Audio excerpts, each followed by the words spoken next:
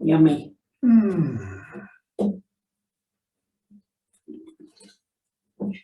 Ah. Do you feel a little bit of anticipation there? Like, is it going to happen? Isn't it going to happen? Maybe a little bit of tease. That's what we're going to talk about today, is creating anticipation and tease, and how that can make your relationship hotter. We are the sexagenarian sages. And we are here to bust the myths of sex and aging. Well, I think the myth we're working on today is that you got to be turned on and get right to it. That works for a certain segment of the population. Some of us like more tease and anticipation.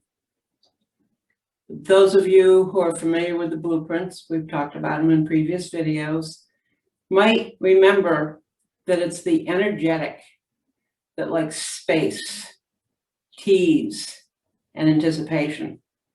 It also applies to others, the sensual. There's a bit of sensualness to space. It's kind of like what we would call a dark sensual, maybe. Yes. The deep torch singing tease. Yes. So tell me, why do we need, other than maybe we've got a partner who's energetic, why do we need anticipation? That brings up an important point, I think. Know your partner's blueprint. If you have a partner that has an energetic blueprint, then you're going to want to know how to work with that to create the anticipation, the tease that turns them on. That's an important why. You're turning your partner on. And in fact, with some people, if you approach them too quickly, it's actually going to turn them off. So it's part of knowing who your partner is and who you are. Think of a cat or a dog. When you come at them too quickly, what do? They back off. Now, if you've got a partner that is shocked when you come on too quickly, they pull away, that's a clue. That is a suggestion you're turning them off. How do you work with that? Another reason, it helps alleviate boredom. If you do things the same way every time, you kind of reach the point where, oh, okay. If you wanna. Yeah. Let's Do we have have sex. to again, you know, did that last week, last month, last year. Now, I'll say for the sexuals out there, just getting right to it's going to work for them. Yeah. How about extending the pleasure? You and I made a comment in one of our previous videos. This is not for the wham bam, thank you ma'am type. It's for people who want to have a slow, fulfilling, satisfying experience of sex. And do we have any more whys?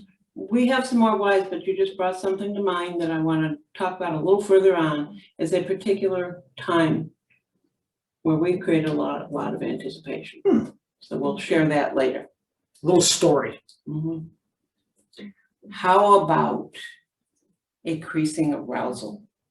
We've talked about it a little bit and saying, you know, knowing how to turn your partner on, but I almost hate to use the word dragging things out actually makes things hotter. And one of the clients that I worked with, I was working with him and his wife, and she wasn't energetic. And shortly after a session with me, he texted me to say, "Oh my God, this is so hot. I didn't realize how hot this stretching things out could be." The Thank you. tease, the Yes. anticipation, putting the bait out there, waiting for the fish to take it. So exactly how do you create anticipation? Something we've mentioned before, we'll mention it again. Schedule a date. You've got something to look forward to. Time coming up before the date to begin to build up to it. And there's some ways you can build up to it. Mm-hmm. This is one of the places where it's helpful to know your partner's erotic language. Are they someone who wants to make love? Do they want to merge? Do they want to fuck? What's going to turn them on? Well, one of the ways you can use that is by sending them notes, texts, whatever, in their language to help them turn on. Once again, know their erotic blueprint and learn the language of that blueprint. And it can be little love notes on paper, or as I said, you can sext each other. We send each other texts even though we're in the same house. Yep. Because it's part of building the anticipation. What's another way to build anticipation? Oh, we've mentioned know your lover's blueprint. That's really important. Spend some time to find that out. And a great way to find out is to work with us to help to identify blueprints. That's true. I have to say the blueprints were a real needle mover for us. Another thing is to understand that not only you, but your partner is not a sure thing. Yeah, that's true, especially in long-term relationships. It's almost like, okay, we know it's going to happen. Expect it. Yep.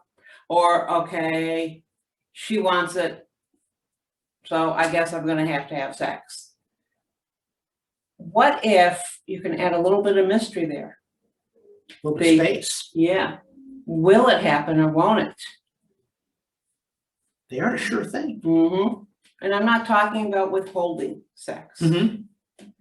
I am talking about, quite frankly, we don't always have the same desires at the same time. Knowing, maybe in a way, how to win her or how to win him. To bring him in or bring her in to you. That reminds me of a line in, and I can't remember, it was a PBS show. It was a father giving his son some advice about how to relate with his wife. The advice was, treat her like someone you don't know yet, but want to get to know. Because we do. We fall into habits, we fall into patterns, and we fall into assumptions, particularly in long-term relationships. Something else you can do. As the buildup, if you schedule the date, you schedule the time, during that period, look but don't touch. Admire. Don't even have to verbalize it. Inside of yourself, begin to look for those things that you admire, to turn yourself on. The verbalizing can come along with it to help to turn your partner on. But look, don't touch. And that's true.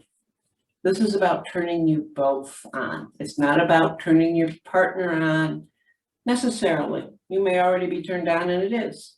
But maybe the time is coming for the date. You've had a horrible day. Maybe you can spend some time creating that anticipation to turn yourself on. Go ahead. I had another thought. How about in these notes or even verbally, sharing some of your desires, but not acting on them yet. I would love to have you just run your hands slowly and softly over my arms, down my back, just caressing my body slowly and softly. Doesn't have to be done right now. Sounds delicious. Thank you. Do you have any other advice before I share my story? My advice is to slow down, be patient, and begin to exercise your awareness of your partner during this. That alone can be a turn on to your partner. I remember a time when we were on vacation. We were up in New England. And we were heading back home. We had one more night away from home. And as we were driving back, we spent hours in the car talking about our desires,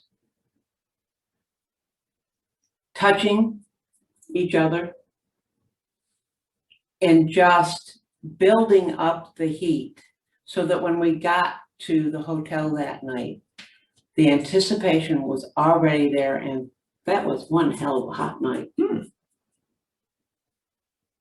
So we used anticipation and build up.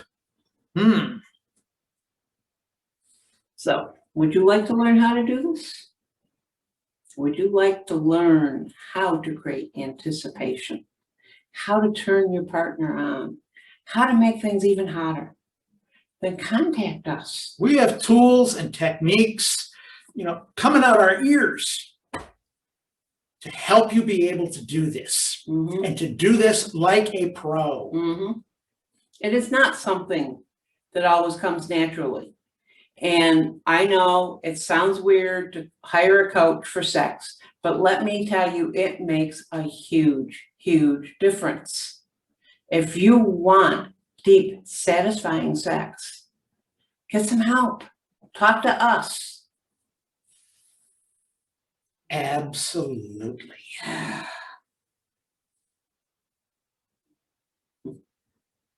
Thank you for watching, and don't forget to subscribe. And we will see you again next week when we're going to talk about rich, satisfying, vanilla sex. All right.